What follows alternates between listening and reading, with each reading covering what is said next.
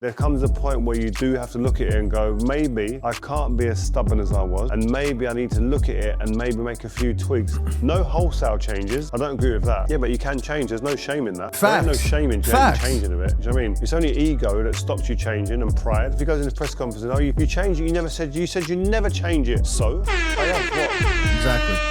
He wants 3 points. Look, for those of y'all that have been following me for a while, y'all might remember that time when we first hired Ruben Amorim, and in one of the videos I said that Manchester United fans don't have an over-obsession about playing with a back five, because there might come a point in time where Ruben Amorim might need to switch things up. And the amount of backlash and abuse I got for saying that, like, why the hell when we sign a manager, it was...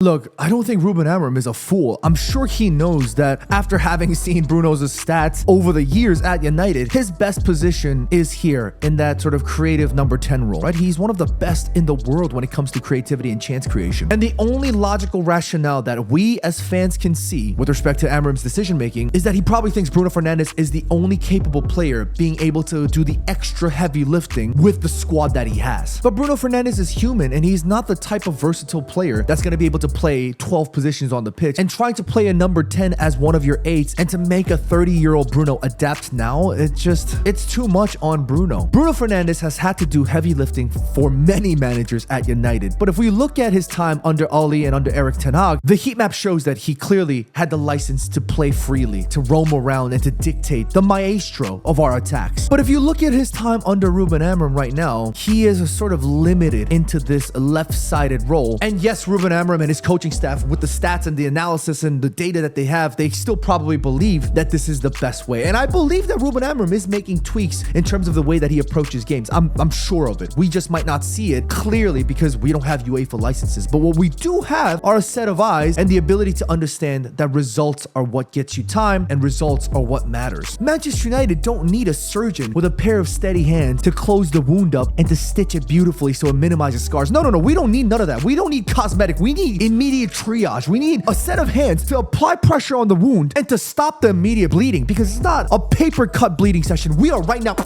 It's everywhere. And look, sometimes in the world, there are things that can't be explained, like, for example, a placebo effect. And I think for the squad, as well as Ruben Amorim, we need a little bit of that placebo effect, where maybe we might not believe that a change in formation might actually work. But if Ruben Amorim drinks the juice, where we're not relying on a young Patrick Dorgu with the lacking experience to be the one putting in the most efficient crosses, and where we can allow Kobbie Mainoo to play, and where we can let Bruno Fernandes dictate in his best role. For Ruben Amorim, he might need to try something that is unexplainable with numbers and data. Maybe just shuffling things might work, because what do we got to lose?